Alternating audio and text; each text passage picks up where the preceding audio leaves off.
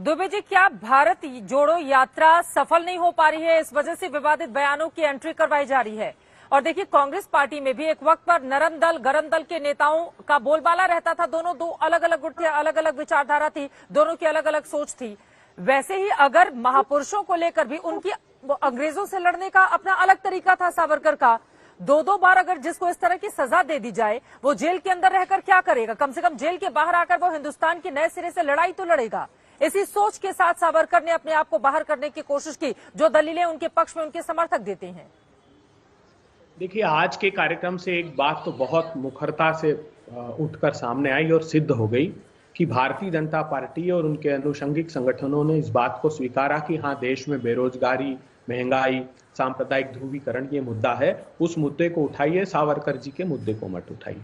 मैं पूछना चाहता हूं समूचे देश से जो करोड़ों दर्शक चित्रा जी जैसी मूर्धन्य पत्रकार का शो देखते हैं, उनसे पूछना चाहता हूं, क्या 23वें भागलपुर के अधिवेशन में वीर सावरकर जी का ये उद्घोष करना कि ज्यादा से ज्यादा बर्तानिया की हुकूमत में शामिल हो जाओ, जब दूसरी तरफ सुभाष चंद्र बोस रंगून के रेडियो से ये उद्घोष करते हैं, वो अपने पंडित नेहरू, महात्मा गांधी को साक्षी मानकर ये उद्घोष करते हैं कि बर्तानिया के खिलाफ लड़ाई लड़ने के लिए मैं अपनी सेना के साथ रंगून की तरफ कूच कर रहा हूं, तब सावरकर जी का ये कहना कि ज्यादा से ज्यादा लोग बर्तानिया की फौज में शामिल हो जाएं, क्या ये आजादी के आंदोलन को पीठ दिखाना नहीं था? अगर वो सच में हिंदू वीर थे, सावरकर हिंदू वीर थे, तो फिर ये बात का जवाब देना चाहिए कि क्यों मुस्लिम लीग के साथ सरकार बनाई, जहां श्यामा प्रसाद, न सिर्फ श्यामा प्रसाद मुखर्जी ने बंगाल में फजलुल हक के साथ बनाई, सिंध प्रांत में और नॉर्थ वेस्ट फ्रंटियर प्रोविंस में। मैं फिर कहता हूं, 3 मार्च 1943 का वो रिजोल्यूशन देख लीजिए,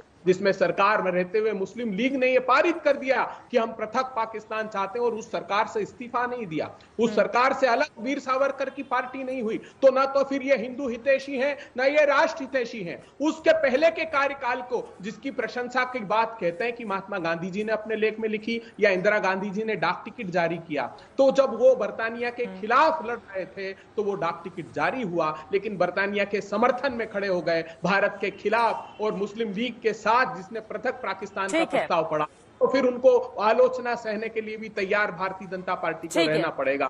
न वो गाय के पूजा के समर्थन में थे, न वो राष्ट्रीय स्वयंसेवक संघ के कभी कार्यकर्ता रहे, न समर्थन में थे। वो तो राष्ट्रीय स्वयंसेवक संघ के खिलाफ नीलांजन जी ने पूरी पुस्तक लिखी है, उसमें देख लीजिए वो क्या प्रामाणिकता के साथ लिख रहे हैं। तो ये बात देश के सामने आनी चाहिए जो राहुल गांधी जी ने कही है। क्या कुछ बातें छिपाने की कोशिश भी की जाती है? सुधांशु त्रिवेदी जी वो कह रहे हैं, देखिए, गाय को लेकर उन्होंने उदाहरण दिया, आरएसएस को लेकर वो उदाहरण देते हुए नजर आ रहे हैं। क्या वास्तव में भारतीय जनता पार्टी कुछ तथ्यों को छिपाने की कोशिश करती है, जो आरोप अभय दुबे जी लगा रहे हैं आप पर? देखिए, मैं तथ्य अभी बिल्कुल फैक्ट सामने रख के दे रहा हूं। पहली बात, स्वतंत्र वीर सावरकर ने किताब लिखी 1857 के लिए, प्रथम स्वतंत्र समर। मैं दर्शकों से कहता हूं, जाके देखो डिस्कवरी ऑफ इंडिया में नेहरू जी ने क्या लिखा है। 1857 सिपाही विद्रोह लिखा है, म्यूटिनी लिखा है, स्वतंत्रता संग्राम लिखा है। कुछ छुपाने की जरूरत नहीं है, खुलेआम अवेलेबल है किसने क्या लिखा। अब मैं बताता हूं और दूसरे फैक्ट, सिर्फ फैक्ट ही बताऊंगा और कुछ नहीं। अबे जी ने कहा मुस्लिम लीग, अरे मुस्लिम लीग की हैसियत किसने बनाई? 1916 में लखनऊ कांग्रेस अधिवेशन में मुसलमानों के लिए पृथक निर्वाचन क्षेत्र बना दिए गए। देश की 1/3 कॉन्स्टिट्यूएंसीज मुसलमानों के लिए रिजर्व हो गई, वहीं से मुस्लिम लीग हैसियत में आई। और 1924 में फिर कह रहा हूं, आपके अध्यक्ष जानते हैं कौन थे? मोहम्मद ये मौलाना जौहर, वो मुस्लिम लीग के भी अध्यक्ष थे, मोहम्मद अली जौहर, और कांग्रेस के भी अध्यक्ष थे। ऐसी जुगलबंदी आपने की, जिन्ना को जिन्ना आपने बनाया। 1916 में आपने नींव डाली, और यह सबको पता है कि उसी के बाद चलते आगे हुए। और एक और माफी पे एक बात कह दूं, चित्रा जी, माफी मांगी ये लिखा, मगर सावरकर को छोड़ा तो नहीं अंग्रेजों ने जी, क्योंकि क्रेडॉफ ने लिखा है गांधी जी की उस चिट्ठी के बाद, सबको छोड़ना है, सावरकर को नहीं छोड़ना है। यह बहुत खतरनाक साबित होने वाला है, राष्ट्रीय सुरक्षा के लिए खतरा साबित हो सकता है, ब्रिटिश साम्राज्य के लिए, और यह अंतरराष्ट्रीय समर्थन भी ला सकता है ब्रिटिश गवर्नमेंट के खिलाफ। वैसे एक बात बताएं, बगैर माफी के किसी की सजा माफ हुई हो सुना है? 1923 में नाभा की जेल में पंडित जवाहरलाल नेहरू 5 दिन के लिए रहे थे। मोतीलाल जी ने वॉइसरॉय को लिखा था, और मैं दर्शकों से कहूंगा, ट्रैप्ड इन नाभा किताब जाके पढ़िए। उसमें जानते हैं क्या लिखा है?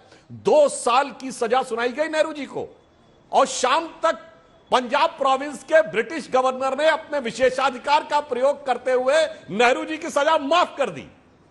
तब बगैर माफीनामे के सजा माफ 2 साल की। और अंत में एक बात कहता हूं, सुजाता जी ने कही, समस्या जानते हैं चित्रा जी कहां से आई? ये सावरकर जी का विषय कांग्रेस ने कभी 1990 से पहले नहीं उठाया। कारण क्या था? ये वामपंथियों के प्रभाव में आए। जब 1990 में हिंदुत्व का प्रभाव बढ़ता दिखाई पड़ा तो ये लेफ्टिस्टों ने ज्ञान दिया, अरे भैया इंदिरा जी के जमाने तक लेफ्टिस्टों का यूज करती थी कांग्रेस, और राहुल गांधी के जमाने तक आते आते यूज होने लगे। फिर ये हिंदू टेरर भी कभी कांग्रेस का एजेंडा नहीं था। इवन नेहरू जी के जमाने तक से लेकर इंदिरा जी के जमाने तक, नरसिम्हा राव के जमाने तक कभी हिंदुओं का आतंकवादी कहना नहीं था। ये आप बाएं हाथ के चक्कर में कुछ ऐसे बाएं हाथ के मोह पाश में फंस गए। अन्यथा मैं अभय जी से पूछता हूं, 1990 से पहले कांग्रेस के एक बड़े नेता का वीर सावरकर के खिलाफ बयान बता दीजिए।